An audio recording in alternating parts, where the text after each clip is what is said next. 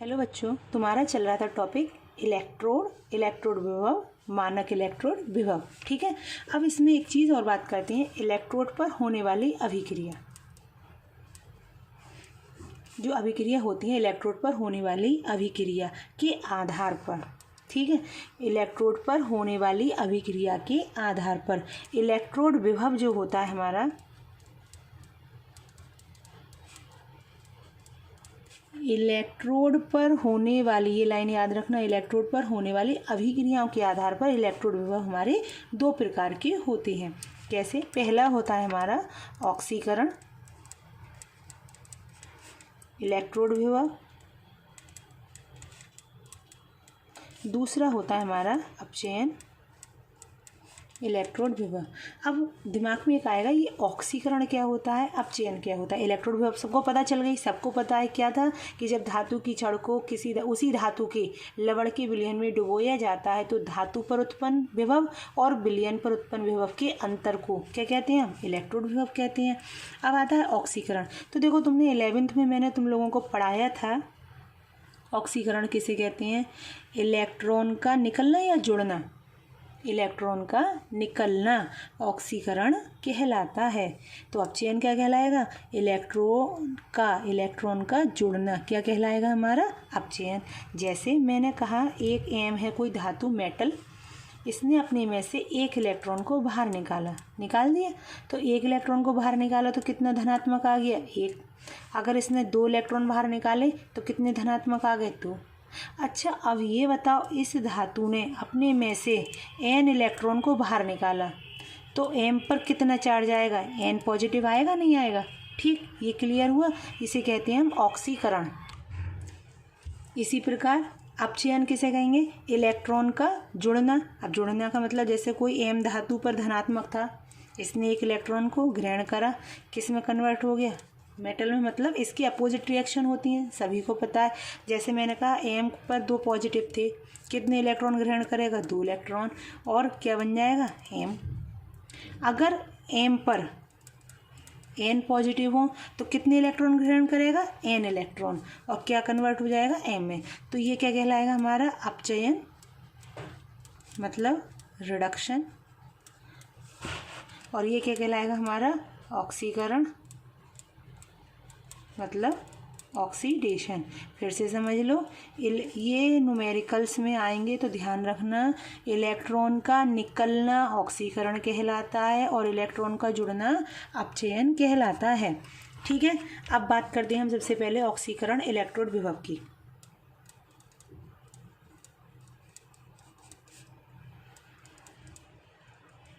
अब ऑक्सीकरण सबको पता लग गया, इलेक्ट्रॉन का निकलना।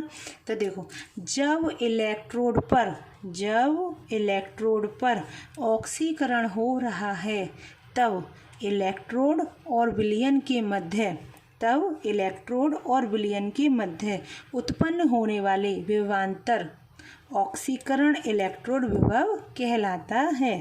ठीक, इसको हम किससे शो करेंगे, EM/M n पॉजिटिव। मतलब समझ आया कैसे?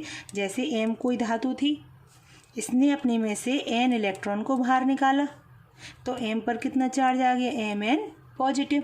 ठीक है, ये क्लियर हुआ। तो हम इसे कैसे शो करेंगे, अगर ये दे दिया m किस में कन्वर्ट हो रहा है, Mn पॉजिटिव में, m किस में कन्वर्ट हो रहा है, Mn पॉजिटिव में, इसका मतलब ये क्या है, हमारा ऑक्सीकरण इलेक्ट्रोड विभव। ध्यान रखना, जिस इलेक्ट्रोड पर ऑक्सीकरण होता है तब इलेक्ट्रोड और विलयन के मध्य उत्पन्न होने वाला विभवांतर ऑक्सीकरण इलेक्ट्रोड विभव कहलाता है। इसको E सफिक्स में लिखेंगे, M/Mn पॉजिटिव। ठीक है, इसके इस वाली समीकरण को देखकर, इस वाली रिएक्शन को देखकर अब हम बात करते हैं अपचयन इलेक्ट्रोड विभव की। अब हम किसकी बात करते हैं, अपचयन। अपचयन का मतलब क्या होगा, ये बताओ डेफिनेशन, कि जिस इलेक्ट्रोड पर अपचयन हो रहा हो तब धातु और विलयन के मध्य उत्पन्न होने वाले विभवांतर को हम क्या कहेंगे, अपचयन इलेक्ट्रोड विभव कहते हैं। इसकी रिएक्शन कैसे लिखेंगे, Mn positive plus n electron बराबर क्या आ जाएगा, m। अच्छा, अब ये बताओ, इसको किससे शो करेंगे, Me को, E M positive oblique M, मतलब जो लेफ्ट साइड में होगा उसको पहले और जो राइट साइड में होगा उसको बाद में। तो इसे देख के बता सकती हैं ये कौन सा है हमारा अपचयन इलेक्ट्रोड विभव और ये कौन सा है हमारा ऑक्सीकरण इलेक्ट्रोड विभव। अब इसमें कुछ लाइन इम्पोर्टेंट हैं न्यूमेरिकल्स के लिए भी, सभी के लिए, कि जिन इलेक्ट्रोड पर होने वाली अर्धविक्रिया के मानक इलेक्ट्रोड विभव का मान, किसका मानक इलेक्ट्रोड विभव का मान अगर अधिक हो तो उन इलेक्ट्रोड पर ऑक्सीकरण होने की प्रवृत्ति अधिक होती है। मैं ये नहीं कह रही हमेशा होती है, नहीं कह रही हूँ, अधिक होती है। मतलब जिन इलेक्ट्रोड पर होने वाली जो अर्ध अभिक्रिया होंगी उनकी मानक इलेक्ट्रोड विभव का मान अधिक है तो उन इलेक्ट्रोड पर क्या होने की अधिक संभावना रहेगी, ऑक्सीकरण होने की प्रवृत्ति अधिक होती है। और जिन इलेक्ट्रोड के मानक इलेक्ट्रोड विभव के मान कम होते हैं, जिनके मानक इलेक्ट्रोड विभव के मान क्या होते हैं, कम, तो उन इलेक्ट्रोडों पर अपचयन अभिक्रिया होने की प्रवृत्ति अधिक होती है। इन लाइन को भी ध्यान रखना कि जिन इलेक्ट्रोड पर अर्ध अभिक्रिया के मानक जो होंगे उनके इलेक्ट्रोड विभव के मान क्या होंगे, अधिक होंगे, उन पर हमेशा का मतलब अधिक, मोस्ट प्रोबेबली प्रवृत्ति जो होगी वो ऑक्सीकरण की होगी। और जिनके मानक इलेक्ट्रोड विभव के मान कम होंगे उन इलेक्ट्रोड पर अपचयन होने की प्रवृत्ति अधिक होती है। अच्छा, इसमें एक लाइन आ रही है अर्धाभिक्रिया। ये अर्धाभिक्रिया क्या होती है ये भी क्लियर कर लो। ठीक, जैसे मैंने कहा एक धातु की छड़ को विलयन में डुबो दिया, दूसरी धातु की छड़ को भी विलयन में डुबो दिया। ठीक, अगर इन दोनों को मैं जोड़ दूं किसी बात से तो ये जो जुड़े हुए हैं इसे कहते हैं हम सेल में दो होगा इलेक्ट्रोड, एक ये और एक ये, एक कैथोड और एक एनोड। लेकिन मैं केवल बात किसकी कर रही हूँ, इलेक्ट्रोड की। सेल की अभी कोई बात नहीं कर रहा है, केवल किसकी बात कर रहे हैं, इलेक्ट्रोड की। तो इलेक्ट्रोड में या तो आधा का मतलब या तो हम इसकी बात करेंगे या हम इसकी बात करेंगे, इसीलिए यहाँ पर वर्ड यूज़ हो रहा है, लाइन यूज़ हो रही है अर्ध अभिक्रिया। ठीक, अगर पूर्ण अभिक्रिया की बात करेंगे तो क्या बन जाएगा हमारा सेल। ठीक है, तो अर्ध अभिक्रिया, तो जिन इलेक्ट्रोड पर होने वाली अर्ध अभिक्रिया के मानक इलेक्ट्रोड विभव के मान अधिक होती हैं उन इलेक्ट्रोड पर ऑक्सीकरण होने की प्रवृत्ति अधिक होती है और जिनके मान कम होते हैं उन पर अपचयन होने की प्रवृत्ति अधिक होती है। ठीक है, तो हम पूरी की बात नहीं कर रहे, अर्ध मतलब आधा।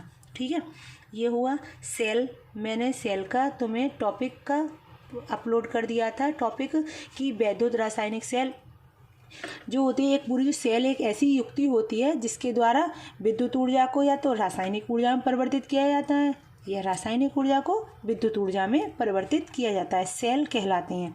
सेल मैंने कितने प्रकार के बताए थे, 2 प्रकार के, एक वैद्युत अपघटनी सेल और एक वैद्युत रासायनिक सेल।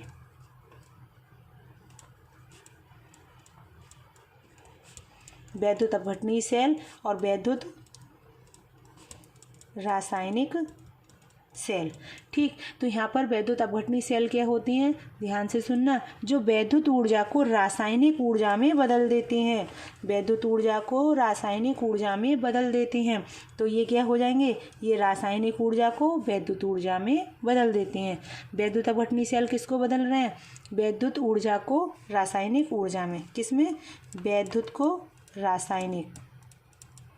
तो ये किस में बदलेंगे, ये रासायनिक ऊर्जा को वैद्युत में।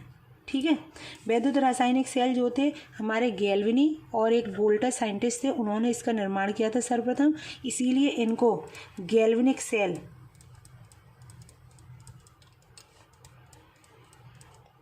या वोल्टीय सेल भी कहते हैं। इसका एग्जाम्पल डेनियल सेल शायद तुम्हें मैंने 11th में पढ़ाया भी था। ठीक है, तो इनके बारे में यहाँ ज़्यादा चर्चा नहीं करेंगे, केवल यही बता दिया, केवल इनमें अंतर कभी कभी पूछ ले कर ले तो अंतर पता होनी चाहिए कि सेल कितने प्रकार के होती हैं, 2, वैद्युत अपघटनी और वैद्युत रासायनिक। वैद्युत अपघटनी वैद्युत ऊर्जा को रासायनिक ऊर्जा में बदलती हैं और वैद्युत रासायनिक सेल रासायनिक ऊर्जा को वैद्युत ऊर्जा में बदलती हैं। ठीक है, इसका अंतर हो गया कंप्लीट। ठीक, अब नेक्स्ट जो वीडियो बात करेंगे, हम बात करेंगे नष्ट समीकरण की। मोस्ट इम्पोर्टेंट है, आती है अक्सर अपने पुराने उसके एग्ज़ाम क्वेश्चन पेपर हैं, एग्ज़ाम पेपर जो पुराने हुए हैं पुरानी सन में, उनमें उठाकर देखना, उसके इससे रिलेटेड तुम्हें न्यूमेरिकल्स भी मिलेंगे और ये अक्सर आती भी है, इसीलिए ये इम्पोर्टेंट है। तो नेक्स्ट वीडियो में हम बात करेंगे नष्ट समीकरण की। ठीक है।